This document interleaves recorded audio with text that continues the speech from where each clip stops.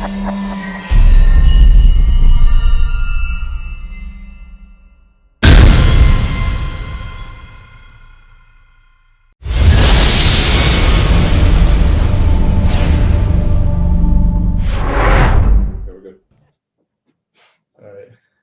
everybody, welcome to another episode of Under the Scope. I'm your host, Mandus Buckle, alongside co-host Stan Delongeau.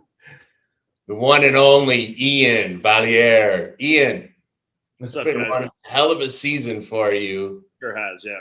And what an absolutely phenomenal way to end the season. Mm-hmm. And every time you end a season, it's the beginning of another. Yep. So walk us through, first of all, what it felt like to be on that absolutely glorious stage and to know that you were in the mix before we even get into how the rest of the year went. Because that's what the focus has got to be on, man. Yeah. You were fucking lights out Saturday. Yeah.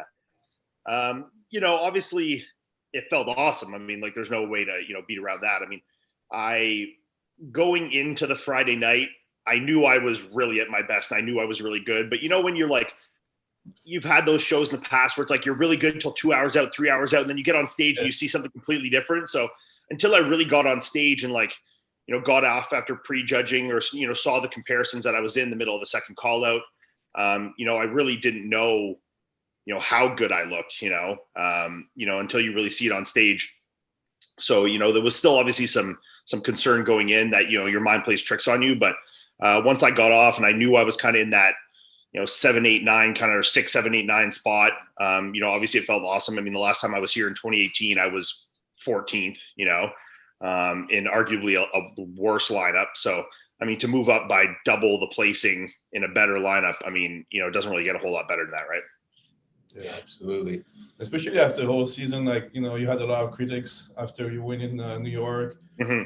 and you peak. Like everybody had stuff to say about your wins, and I think it must have felt amazing to just shut everybody down and just nailing it. No, for sure. I mean, a lot of that was one from my own end, silencing any doubt that I might have created in myself after those shows, after, I had Tampa and then I had New York, and I looked good in New York and I won New York, but like you said, there was a lot of kind of controversy around New York.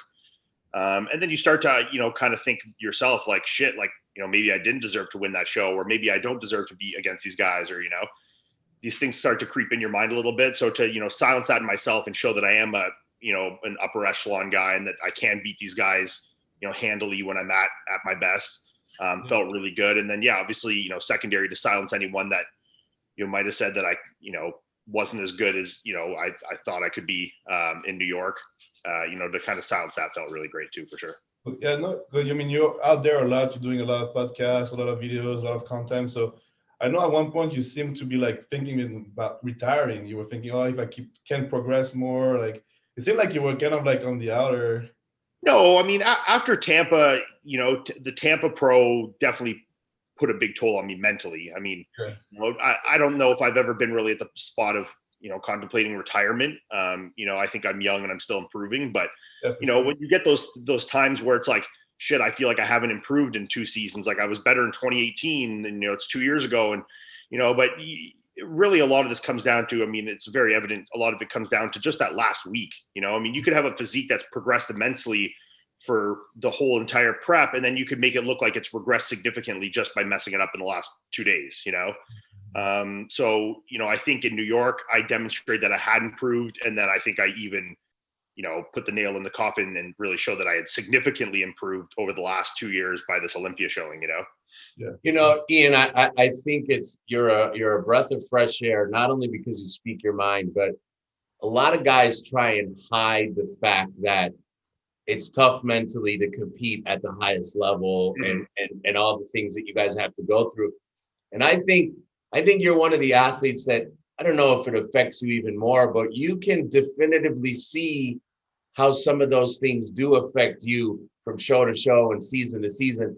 But you're also a man. I remember when we did the interview after Tampa, mm-hmm. and you want to talk about instant respect, not only from all of us, but from the fans. When you came out and you said, I didn't do what I was supposed to, I was off, I didn't fucking deserve to win. Yep. A lot of guys look for excuses. You were not shy about saying I was in my head a little bit. Walk us through how much you think that affects the average guy compared to you, because we also tend to think that those of you that are a little more intellectual, sometimes you get into your own head a little bit more because you're such a thinker. Whereas some of the guys that are maybe don't process the information quite as fast or as well, they don't have to think about it so much, right? They're either on or they're off, or what their coach told them. Yeah. No, for sure. I mean, it definitely plays an impact. I mean, the proof is in the pudding there, because I mean, the only difference really between Tampa and New York was that my mind was better. My mind was better. I had Melissa there with me in New York, where I was completely by myself. In Tampa, I mean, let's be serious. I didn't make leaps and bounds in my physique in 4 weeks. And it's not like Patrick and I learned like incredible amounts of data in that 4 weeks from those 2 preps. We learned some stuff that we could implement in the next show to learn, to improve, sorry. But, the majority of that was just, really like, once I kind of got that initial hiccup, like more than a hiccup, but, that one out of the way in Tampa, and kind of relieved that anxiety and that stress a little bit. And then I had, obviously a bit of my team with me more for New York.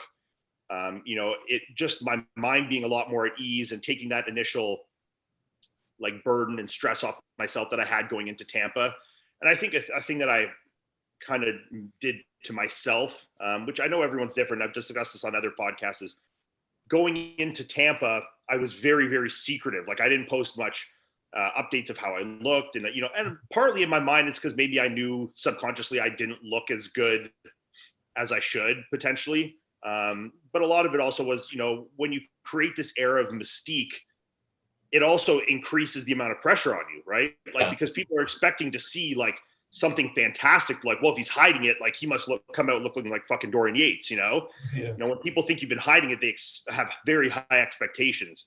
So I think once I started to get there and I could see things, kind of unraveling the last couple of days, and I was by myself. So it's not like I had anyone to distract me. I was alone in my thoughts 24 hours a day, sitting there cycling these thoughts. I'm a very anxious person to begin with. And the thing with anxiety like that is you really just tend to focus on certain things, and like you just replay and focus, hyper focus on these things. So I sat and I just focused on these things all day by myself, no one to distract me. Plus then I started thinking like, shit, everyone's expecting me to just come here and blow Hunter out of the water. What if, I don't look that good? What if, so then you start to play these things, and then the anxiety, and the cortisol, and you can really feel it. And I could see a direct correlation between how my physique started to regress alongside how my anxiety and my cortisol, my stress levels kind of increased. Obviously there was mistakes we made from a peak standpoint. We did some water manipulation stuff that yielded me being really on the flat side. And then my tan was horrendous in Tampa. But taking those things aside, my conditioning was still good. I was flat, but the thing that kind of like washed out, like stressed out look I had, I think did more detriment. Not to say that if I'd been 100% in my head, I would have beat Hunter. I don't think I would have. I think we made too many mistakes from a peak standpoint at that show. But it definitely played a huge, role in the look that I had. And, obviously the enjoyment I had in the show as well. So, coming home after Tampa and kind of like letting that soak in and, dealing with that with my wife and, friends and family, and kind of absorbing it, allowed me to kind of move past that and grow into New York from a headspace perspective.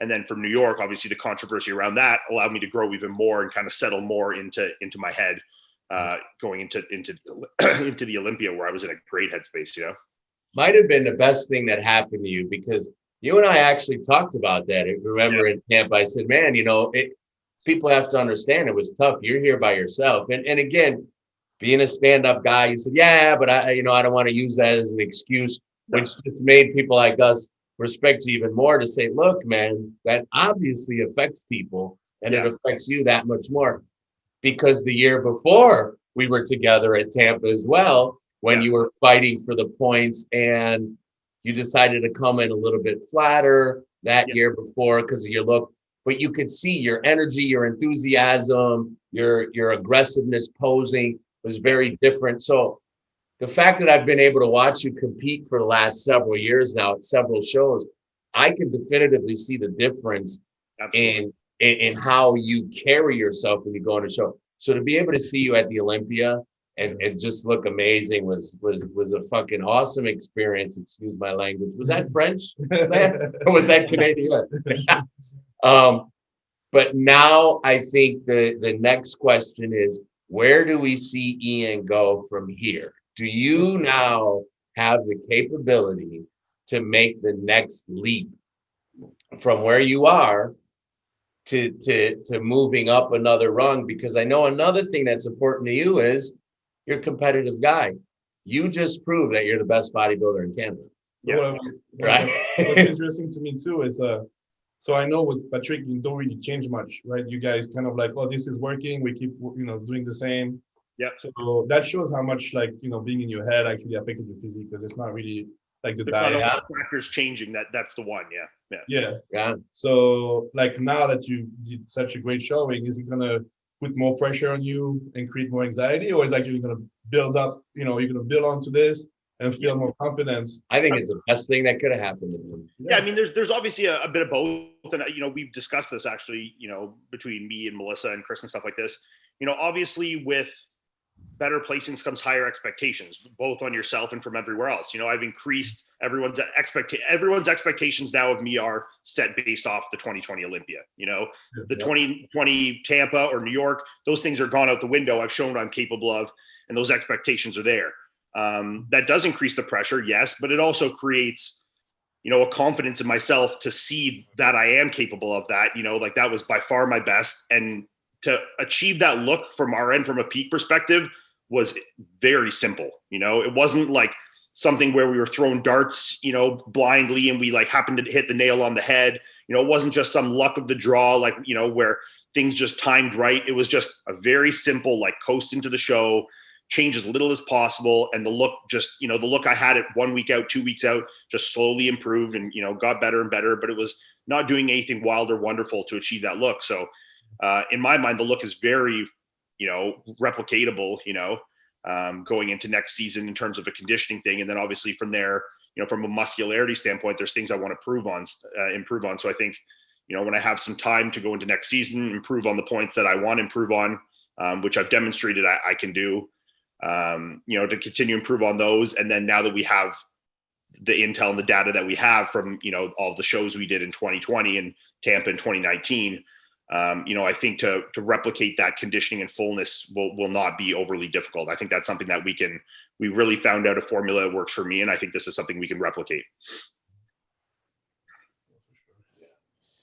Iain, being that now you're stamped yourself as the best bodybuilder in Canada, and of course the competition, in all sports, doesn't matter what sport it is, it's healthy to have rivalries. It's good for athletes. It's good for the business of a sport. It's great for the fans. Everybody wants to like their favorite person and so on. Do you tend to notice now a bit more of a rivalry with you and the Canadian, your fellow bodybuilders up north? Do you now start to see a rivalry isn't a rivalry until each person has won at least once? So now go to Hunter for sure. Right. So now you've got right now we know that it's you and Hunter. Is this something? But you have to understand in a sport, as you've got guys that are moving up a ladder. We all know Hunter's going to be a phenomenal bodybuilder for a lot of years. Yeah. But so are you. And now it's 1-to-1. So now do you have multiple rivalries going on?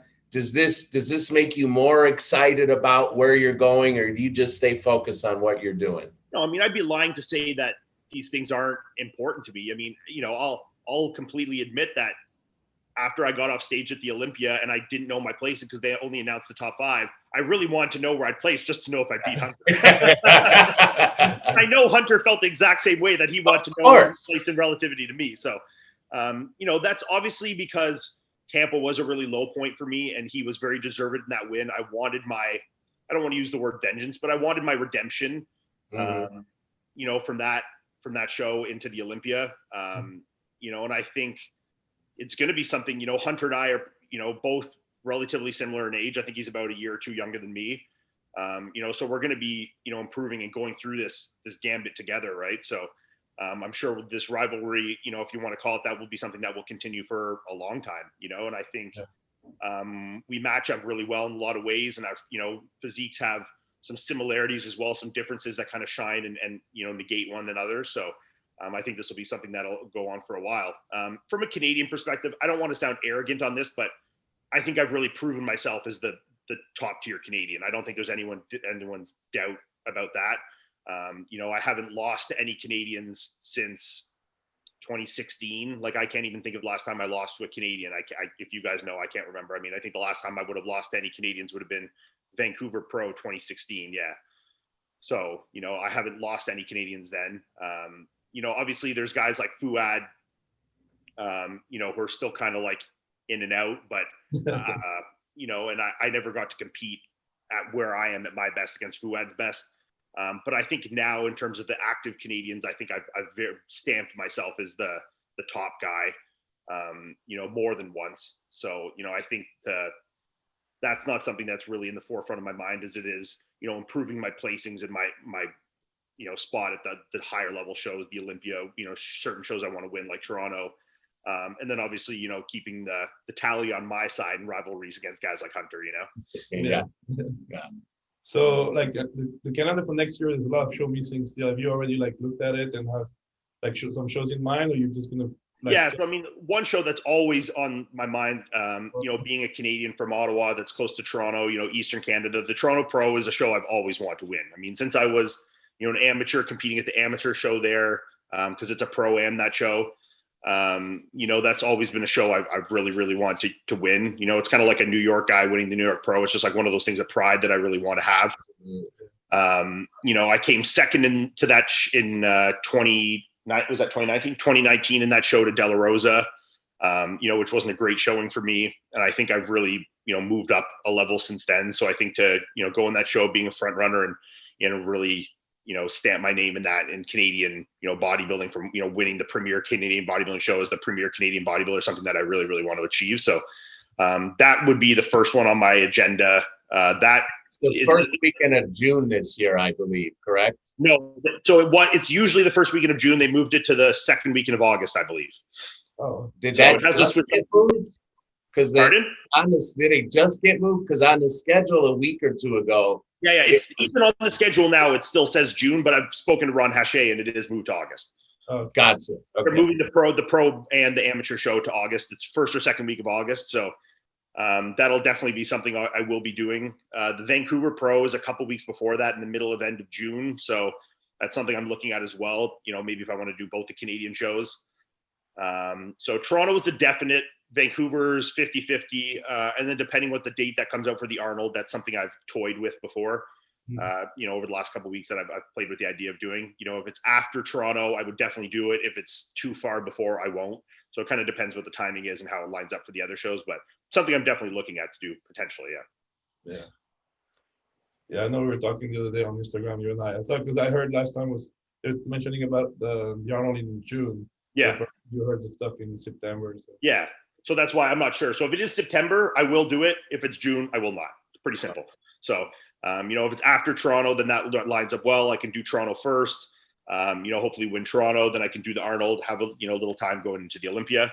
If it's too early, then, that doesn't really give me any significant time now. Like if it's June, I'd basically have to be starting, prep in a month. Right. So, that's not really something I want. I want a little more, a little 2 months more to improve into August, I think would be more realistic for me to make a bit of changes and have a little bit of rest. Cause I went from January to January, basically this season, that was like a 12-month season for me. So, I think the rest and recovery is something I definitely need. So to do that and then have a little time to improve and then go into Toronto, I think is what my best bet will be for sure. Yeah. And the question too is when is going to be the Olympia? We're not sure. Yeah. November, December, I'm not sure, but I liked Orlando though. I was down with Orlando. I'll do that again. That was a good setup for sure. It was convenience. Well, yeah. How did you actually ever make it out of Mexico? Because how about that for a vacation? I know. So you come off of an amazing placing yourself. Yeah. Your wife is there. Your brother-in-law that you help take care of wins another Olympia title. He's there. I'm surprised you guys aren't still drunk in Mexico. Oh boy. It's definitely one of those things that, when the week comes to an end, you're like, I could do another week here for sure. But at the same time, I was anxious to get home and, get back to my schedule and get back to my routine, get my meals in. And, obviously after the quarantine, the gyms are closed here right now, but, I have some friends with some good home gyms. So to get back to, some good training and stuff is something I'm, definitely antsy to get going. So as much as I enjoyed Mexico, and the break was definitely needed after the Olympia, and the timing of it allowed me to really relax and enjoy the vacation a lot more. Like, as bodybuilders, we go on vacation in the middle of the off season. You're like, oh, I got to eat enough food and I got to train. It's like, there's so many things in your head, and it's like, you can't really like settle into the enjoyment of it. Like the last time I went on vacation with Melissa, Jamaica, like 2 years ago, it was in the middle of my off season, and I was trying to go to the buffet every 2 hours to get 6 meals in, like, nonsense. Like, you can't really, your whole day then still is just controlled by bodybuilding. Right. So this was the first time where I was able to just like, if I eat 2 meals, 3 meals, 5 meals, if I drink a bit of booze, if I train, if I don't train, because it was right at the end of a season, at a season that had, really capped off nicely. So it was definitely, really able to relax and recharge that week. So it was definitely well needed. And, but it's nice to be back for sure. Hollywood script, that is. For sure. Yeah. Oh man. So the Toronto Pro, obviously on your radar, like you said, it's the same as a New York guy winning a New York Pro. Sergio feels the same about the Chicago Pro. You've got the New York title. Yeah. You want the Toronto title. Yeah. Is there another show and another title that you personally have earmarked as something that you would like to accomplish and achieve yourself? Obviously, everyone wants to be a Mr. Olympia. We're not talking about that, but about other particular shows. Is there anything else on that list for you personally that you really want to have on your mantle? Yeah, I mean, there's 2 others on there, I suppose. I mean, next would obviously be Vancouver. I don't see it as the premier show in Canada like I do see Toronto, but it's still a great show, and it's had some good champions, and some Canadian champions. Ben's won it, Fuad's won it, right? So, I'd like to add my name to that list as well. And then the show that obviously has kind of a special place in my heart for a number of reasons is Tampa Pro. Obviously because it kind of was the transitional place from a mental standpoint this year. And it last year capped off on a really good show, my first showing with Patrick. So there's a lot of sentiment there. My wife also has won the Tampa Pro for figure. Yeah. So that's a title I would like to get. But it's as long as the timing lines up, I'll probably do Tampa every year. I mean, I really like the show. And I think they put on really good shows there. So, but this year the focus is Toronto. We'll get that one done. And then after that, we'll go into the Vancouvers and the Tampas and start, knocking those ones off the list. So I guess his plan is do Toronto, win Toronto, go to the Olympia, finish top 5 at the Olympia. Sound about right? I mean, that would be nice. Yeah. And Let's write that check right now. I'll take that one. Yeah. So I know, working with Patrick Tuor, it's like, so Patrick, like I grew up in Switzerland, so that's where Patrick is from. I know he speaks multiple languages. I've met him before. He's a very knowledgeable guy. I mean, he's come like with you and who else, like all the guys, James, working with him. We're getting to hear more about him and his approach. How much has he changed your whole, like, because you always train hard, like I think you always like you like heavy weights and stuff like that. How much did he change your whole approach to bodybuilding? Yeah, I mean, from a diet perspective, I mean, we all know once you get into the diet stuff of bodybuilding, we're all eating the same foods. It's all kind of similar. A lot of it comes down to the, daily manipulation, just, keeping an eye on the body and seeing what we need, based off, our training energy requirements, how the physique is changing day to day. So that's one thing he's been very hands-on with is, especially in this Olympia prep and the other preps we've done, I was sending him progress pictures 1-2 times every single day. So things in my body, I have a very fast metabolism. Things can change very, very quickly. So to have someone like him that's keeping an eye on things very closely and, in very short increments like that did make a big difference for me. But from the foods, I mean, we're all eating the same chicken and rice and fucking whatever, it's all that kind of stuff. From a training standpoint, there was a pretty big change, which is kind of, kind of built up over the last year. It wasn't like I started working with him and he just did like a 360 on my training or anything like that. But, coming obviously working with Jansen before, I did, that's where I really got instilled in the intensity of stuff being primary, which I've definitely carried over. And I think is still a primary thing in training as it should be. But Jansen working from a more, low volume kind of perspective when I was working with him. And then going into Patrick, a little bit different, using some more intensifiers, a little higher volume. But one thing we really use as a variable in the preps this year versus what I've done the other years is we use the training output and the training volume as more of a variable versus changing food. So, if my look, if we want to push the fat loss or the output a little more, we would do it from the training volume end. We'd increase the training volume a little bit, utilize a little more there instead of reducing food or doing things like this. So, we tried to optimize, get the most out of the training we could with the food that we were taking in. So really it would be every day, he'd see how I look and he'd plan my training for that day and the volume kind of based off that. And it would kind of go day by day. So that definitely made a big difference. I think going from New York into the Olympia, really having that hands-on approach and really being able to fine tune the training based off the look. So I was able to maintain a lot more muscularity, a lot more fullness, which carried into the Olympia stage for sure. Big time. It's interesting. Stan and I were having conversations about this after the Olympia, talking about things like some past champions, Sean, so on and so forth, that they were so appreciative of their trainers and the camp and the people that were putting the emphasis on their workouts and their exercises and their self-care. Do you think that for the most part, for you guys at the level that you're getting to now, like you said, the food and the diet manipulation, sure, you have to know. The training is 100% the biggest variable at this point, for sure.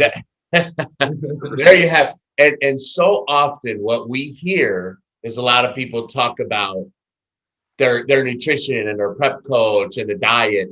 Yeah. And here we are having people talk about, no, training is by far. Are you saying by far more important? No, look, I've worked with, from the Greg Doucette's, the Dennis James, the Matt Jansen's, over my 10-year career, I've worked with as big of a spectrum of coaches as you can really have, and at the end of the day, the change in food has been like this, where my change in training has been like this. Yeah. And I think those are the things that have really evolved my physique more than anything is, moving from one to the next and the phases of training I've evolved in.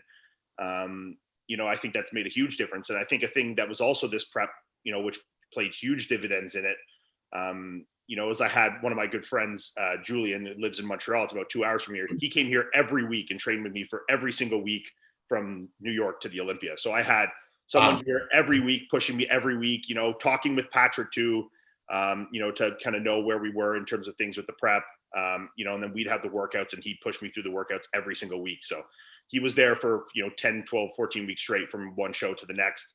And that made a gigantic difference for me. It's like you can train hard on your own. I don't doubt that I train as hard as anybody. But we all know when you have a very good training partner, especially someone that really knows how to train, push themselves through sets, it's a whole different thing, So, it's like when you would stop at failure, they might assist you for another 5 reps, push you through, get you, doing rest pauses and drop sets that you wouldn't necessarily do. So, having someone to really crank it, you through those sets made a big difference for me. So, and I could see it in my look on stage for sure, especially, some shots like for me in previous years were like my weakest shots by far, like my back shots. My back double was a half decent back double to show. And I think, the training pushing through stuff like that. And, my chest maintained some decent fullness, which, from the hard training, really made a big difference there as well. So I think that was definitely, like you said, once you get to this level, the food is, obviously has an impact in terms of, the fat loss and, the fullness and things like this and manipulating the look day to day. But when you're talking about enhancing the look over a year, 2 years, 3 years, at this point, the drugs, the food, these things are all negligible compared to the difference that the training makes, Yeah, I believe I really believe that training is number one, like you said, because some people, they kind of like fall behind and like trying to adjust the diet and then they have low intensity in their training. So they don't, their calorie output is not as big. When you put the emphasis on training and you feed your workouts, you don't need as much cardio. You're just burning more. You can actually feed more. You have more energy. You're lifting more weights. You're burning more calories. And now you eat more. You're burning more. So it's win-win. Yeah. So like into this Olympia prep. I mean, between New York and the Olympia, I mean, I was already in pretty good shape, but I didn't have many days where I was doing much than 20, 30 minutes of cardio in a day, just like, light cardio. Like I wasn't doing anything crazy, but I was pushing the training volume higher and higher and higher that allowed me to increase, instead of increasing the cardio or decreasing the food, we could slightly increase the food based off the training and based off the body parts I was training and crank that out more on the output side from the training. Right. So, that made a big difference for me for sure. And with the size you have, 20 more minutes of working out, you just burn way more calories than doing 20 for sure. Exactly. Yeah.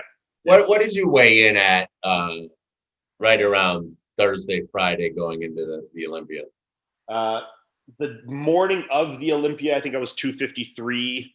I think the day before I was 254, 255. So I was in the low to mid 250s. Yeah. How tall are you? 5'9", 5'10", maybe 5'10". I like to say 5'9". The shorter I sound, the bigger. Right.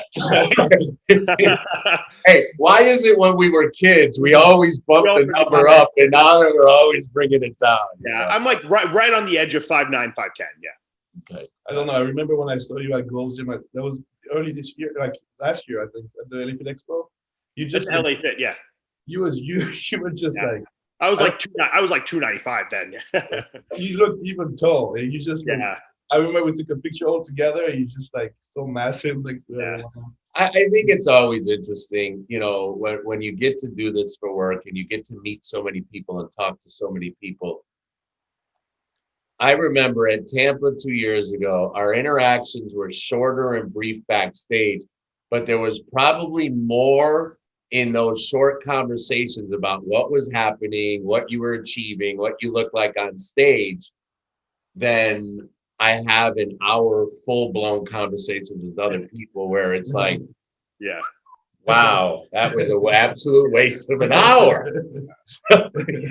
Right. So to see somebody like you continue to progress, honestly, is never a surprise, is never a question, because you can see the differential then when we sit down and have a full-blown interview with somebody like you. Why and how are you achieving what you're achieving, and what are your plans to get to that next level? Now, here's where I'm going to go with this. And I think this is a tough question that not very many people want to ask athletes. Do you have it in your mind that you really think one day you can be a top 3, a top 4 Olympian? If you'd asked me this last year or 6 months ago or 2 years ago, I probably would have given you a different answer than I give you today. Correct.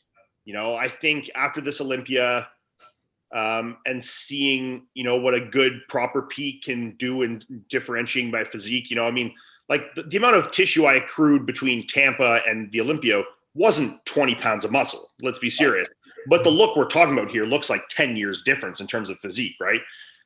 So I think, based off this Olympia thing, I don't think sneaking into that top 4, top 5, top 3 is that far. I don't think, to go toe to toe with someone like Bonac or, some of these guys is as unrealistic as I would have thought maybe a year ago. Obviously I do have a lot of work I still need to do, but, I don't think it's unrealistic by any stretch. Do I think winning an Olympia is in my cards? Probably not. Maybe I could get lucky and there'd be some shitty year and I could sneak in there. Who knows? I doubt it. But, I think getting in that top 5 or top 3, if I continue to progress the way I have been, and if Patrick and I continue to learn, and grow the way we have been together, I don't think is far-fetched by any stretch now. And you keep progressing. I feel like you're coaching Chris, obviously. So, and you've been with different coaches. You study the sport a lot. Like you right. learn Absolutely. as much about nutrition, about training as you could. So what I'm wondering is how much do you care about massage therapy and the stretching and those other type of things that I believe are really important. Self-care. Yeah. I would be lying to say that I'm super diligent with these things all year. Once I get into prep, I definitely get more of a diligence towards them. I think these things definitely have a super important role. I do chiropractic work all year round, every week, stuff like that. And a bit of massage work and stuff. And it definitely plays an important role. Especially the bigger you get, right? The more tissue you have, things bind up more. You definitely, to maintain the mobility and, for injury prevention, stuff like that, the bigger you get is definitely important. But it's something that, I definitely need to be better with, but I think does play a big role. And the only thing that's really probably preventing me from doing that is laziness, But yeah, no, it's definitely something that is extremely important, and that I've noticed makes a bigger impact the more tissue I have, as I said, Yeah, we had an interview last week with Sean Clarita, and he said like resting, like that Yeah. brought a lot of detail Yeah. of his physique, Yeah. and I believe like as you grow, especially for like body parts that are weaker, making sure they open up properly and they get all the blood, the nutrients, Absolutely. that's like that makes a huge difference at the end of the day. I think we're such believers in it. A perfect example, we had an athlete around here who was going to a therapist who wasn't helping them at all, wasn't doing very much for them at all. And it goes back to the self-care and training. And this athlete also had a problem with doing movements properly to continue to widen their back. Yeah. And once that person was here training with us every day religiously, and I insisted that they switch their therapist, you saw the back growing weekly. Yeah. From these two changes. And so I think it plays such a major factor. For sure. I think we're going to see a guy make the move now. There's where you're about to add into your repertoire, especially a guy at your size who's going to continue to grow at your size. Yeah. I think it goes without saying. Vibes a bit. Like when I'm in a prep, I'll definitely be getting massage work and like I said, the chiropractic work done weekly for sure. That's just something I need to continue all year, especially off season, right? Carrying that weight, it does become even more pertinent. And you tighter off season, as you get for sure, absolutely, yeah. To get full range of motion, a lot of exercises when you're puffed up 290, 300 pounds, that does get more difficult. So to get things open up and move and be able to get blood in there properly does. You heard him slip in that 300 marker, right? Because he did say it was 290 something. I don't want to be there, but it's yeah, 300. Yeah. 300. It sounds better at the 300. Yeah. Iain, and I wanted this to be all about you and your amazing showing at the Olympia, and that's what you deserve. But it is a fact that you and your team and your family, your wife, your brother-in-law are all highly successful at what you guys do. Walk us through a little bit of what that's like, because it's unique. There's nobody else who has that family dynamic like you guys do. So let's touch on that a little bit. Even Chris's girlfriend is an Olympia champion too. So correct. We have everything in this family. So obviously, it feels normal to me, but I'm not naive to the fact that it's completely abnormal. We're obviously very, very lucky and very blessed. And I think that this team and family dynamic is what has allowed us to all excel, at the rate that we have been. Because when you're in this world all together all the time, that it breeds excellence, especially in this bodybuilding world.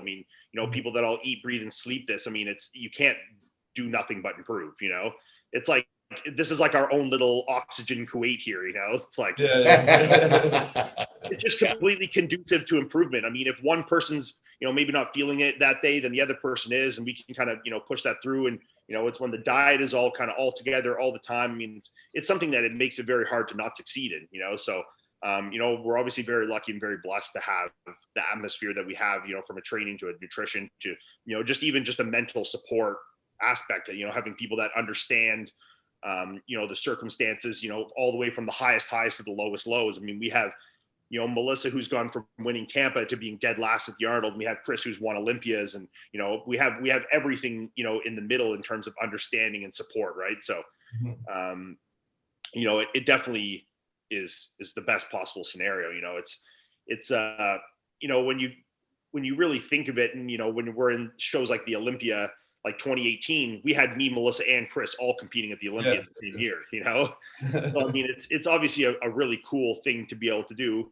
And it's also fun, like for me to be competing there as well, and then also trying to help them achieve their goals is definitely, you'd think it would be something that would add stress to it, but it really doesn't. It's, there's such an enjoyment in seeing, my family achieve their goals that it really honestly takes away from my stress of my prep. It doesn't add to it. when I'm, like I said, like think of Tampa this year. When I sat alone in my thoughts, I did the worst I ever did. When I have my mind busy and, helping Chris and Melissa and them achieve their goals, keeping my mind, my energy kind of outputted into that, it honestly makes me feel a lot better. And, even though Chris has had some difficult preps, they've been very low stress for me.